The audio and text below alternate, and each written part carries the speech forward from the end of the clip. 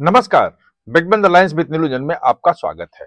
आज हम बात करेंगे पश्चिम बंगाल की। और पश्चिम बंगाल में एक तरफ ममता बनर्जी जहां अपने वोट बैंक को बचाने में लगी हुई है, चुनाव आयोग को चिट्ठियां लिख रही हैं, एसआईआर को रुकवाने के लिए सुप्रीम कोर्ट का दरवाजा खड़खड़ाया है, तमाम तरह के हाथ पांव मार रही हैं कि जो बांग्लादेशी एसआईआर के डर से भाग रहे हैं वो रुके, उनका वोट बैंक बचा रहे। दूसरी तरफ अमित शाह ने एक और बड़ा खेल कर दिया है। बड़ा खेल इसलिए मैं कह रहा हूं कि ये जो खेल है इसने महाराष्ट्र में भाजपा को ऐतिहासिक जीत दिलाई जिसकी किसी ने उम्मीद नहीं की थी, बाजी बिल्कुल पलट दी। बिहार में वही फॉर्मूला, वही खेल उसने देखे क्या कमाल किया, आप देख चुके हैं कि कैसे वहां के सब धराशायी रह गए। ठीक वही चाल इधर अमित शाह ने पश्चिम बंगाल में चल दी है। आपको ध्यान है कि महाराष्ट्र को 5 संभागों में बांट के 6 महीने पहले ही 5 संगठन मंत्री लगा दिए थे। पूरा मैपिंग कर लिया था, एक एक वोट की मैपिंग थी, कहां से कैसे जुड़ सकता है उसकी मैपिंग थी। वो चीजें लेकिन दिल्ली छोटा राज्य था, इसलिए मैं उसका उदाहरण नहीं दे रहा हूं। बिहार में भी 5 संभागों में बांटा गया था, 5 अलग अलग संभाग थे और सबकी बैठक भी ली। जो संगठन मंत्री हैं वो सब संभाग में लगाए गए, जो बड़े नेता हैं वो उनके साथ लगाए गए, क्योंकि एक संगठन का काम देखेंगे वहां पे और नेता जो है बाकी लोगों से जुड़ाव करेंगे, कार्यकर्ताओं का जो बैठना है वो तमाम चीजें करेंगे। वही फॉर्मूला ठीक पश्चिम बंगाल में है, लेकिन पश्चिम बंगाल चूंकि बड़ा स्टेट है इसलिए पश्चिम बंगाल को 6 संभागों में बांटा गया है। 6 संभाग में है पूरा का पूरा पश्चिम बंगाल। और किनको किनको लगाया गया है ये तमाम जानकारी लेके आपको देंगे कि 6 संभागों में कौन कौन से 6 संगठन मंत्री हैं, क्या खासियत है, उनके साथ कौन बड़े नेता बीजेपी के लगाए गए हैं जो 5 महीने लगातार वहीं रहेंगे। और हर मोहल्ले का, हर सीट का जितनी भी चीजें हैं वो बैठ के करके पूरी अपनी रिपोर्ट देंगे।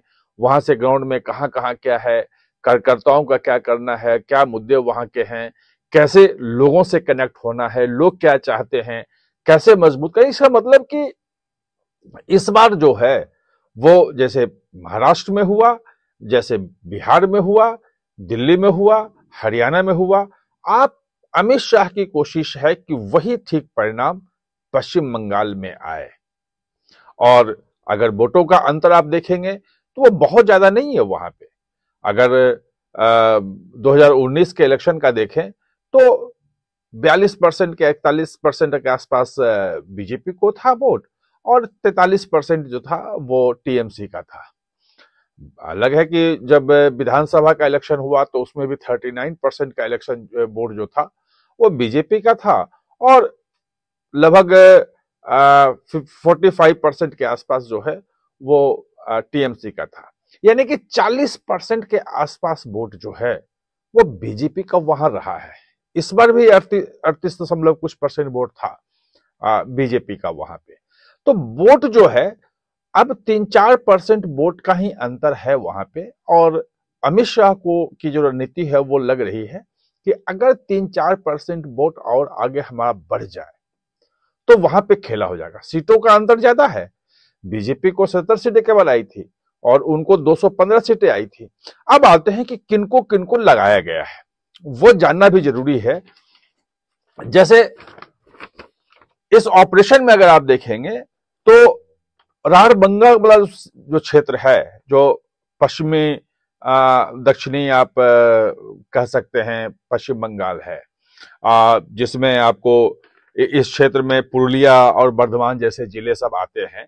यहां पे जो है छत्तीसगढ़ के जो संगठन मंत्री हैं पवन साई, इनको वहां भेजा गया। संगठन मंत्री वो होते हैं जो आरएसएस से आते हैं, पूर्णकालिक आरएसएस के प्रचारक होते हैं और भाजपा में उनको भेजा जाता है। ये सब लोग 6 संगठन मंत्री जो वहां भेजा जा रहा है, 6 नेताओं को भेजा जा रहा है, वो इलेक्शन होने तक वहीं रहेंगे, बाहर नहीं आएंगे। एक आध दिन के लिए कभी कहीं गए, कोई बैठक में गए, किसी काम से गए तो गए, वरना उनको वहीं रहना है। इनके जो पवन साई जो हैं, उनके साथ साथ धन सिंह रावत आप जान रहे होंगे, वो उत्तराखंड के मंत्री हैं, उनको लगाया गया है कि ये उनके साथ एक नेता रहेंगे। ऐसे ही आप जाके देखें तो जो हावड़ा, हुगली, मेदिनीपुर जो का इलाका है, उस इलाके में जो दिल्ली के संगठन मंत्री हैं पवन राणा, जिनके अंडर में आप कह सकते हैं कि भाई वो दिल्ली जीता था। छत्तीसगढ़ के संगठन मंत्री पवन साई, बताया आपको, छत्तीसगढ़ में जीत हुई थी। तो ये इनको दिया गया है, ये हावड़ा, हुगली और मेदिनीपुर के क्षेत्र में लगाया गया है। और इनके साथ हरियाणा के जो वरिष्ठ नेता हैं संजय भाटिया, वो होंगे, वो एक मंत्री लगाए गए हैं। ऐसे ही अगर मेदिनीपुर संभाग का चले जाएं उसमें तो जो हावड़ा हुगली वाला जो था, वहां पे संजय भाटिया देखेंगे, और मेदिनीपुर संभाग जो पवन राणा के अंडर में है, वो अलग से एक और लगा है, क्योंकि बड़ा इलाका है तो वहां पे एक और एक्स्ट्रा लगा दिया गया है। वो जेपीएस राठौर जो हैं यूपी सरकार के मंत्री, वो राठौर साहब को लगाया गया है मेदिनीपुर में। वो भी पवन राणा के अंडर में साथ में काम करेंगे। और ये जो मेदिनीपुर संभाग है, यहां शुभेंदु अधिकारी यहीं से आते हैं, जहां पे पिछली बार उन्होंने ममता बनर्जी को हरा दिया था। अब अगला जो संभाग बना है वो है कोलकाता महानगर और दक्षिणी 24 परगना क्षेत्र का। ये जो इलाका है, यहां जो बताया गया है, वो संगठन मंत्री हैं हिमाचल प्रदेश के, वो एम सिद्धार्थन। तो एम सिद्धार्थन को यहां जिम्मेवारी दी गई है। और उनके साथ कर्नाटक के जो नेता हैं, बड़े नेता हैं, भाजपा के महामंत्री भी रहे हैं, सीटी रवि, इनको लगाया गया है। ऐसे नवदीप अगर आप चले जाएं और उत्तर 24 परगना का चले जाएं, तो वहां पे आंध्र प्रदेश के संगठन मंत्री जो हैं एन मधुकर, उनको लगाया गया है। और उनके साथ यूपी के जो मंत्री हैं सुरेश राणा, उनको तैनात किया गया है। यानी कि एक नेता, एक मंत्री। अब एक जो चिकन नेक वाला इलाका है, मालदा का पूरा जो ऊपर का बेल्ट पड़ता है, इसको चिकन नेक बोलते हैं, जहां पे बहुत ज्यादा घुसपैठ की बात होती है, तमाम चीजें होती हैं, बड़ा संवेदनशील इलाका है।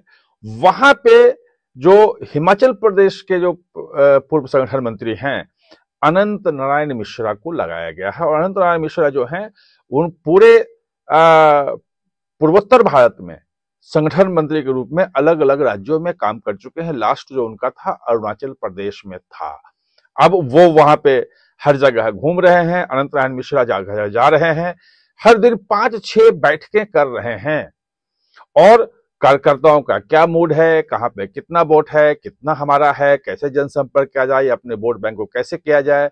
जो पूरा का पूरा अभी जो एसआईआर हो रहा है, वो एसआईआर सही तरीके से हो। जो बीएलए, जो भाजपा के जो बीएलए हैं, बूथ लेवल एजेंट, वो सही तरीके से देखें। जो उनके भाजपा के जो वोटर हैं या वोटर हो सकते हैं, उन सब का फॉर्म भरा जाए, वोटर लिस्ट में नाम आ जाए।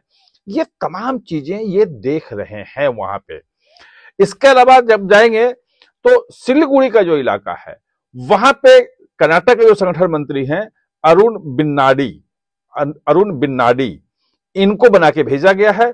और उनके साथ कहा जा रहा है कि पूर्व केंद्रीय मंत्री जो कैलाश चौधरी हैं, वो रहेंगे वहां पे। तो ये पूरा का पूरा जो आप देख रहे हैं कि अमित शाह ने अपनी जो चाल है, जो वो चाल जिसने महाराष्ट्र में जीत दिलाई, जिसने दिल्ली में जीत दिलाई, और जिसने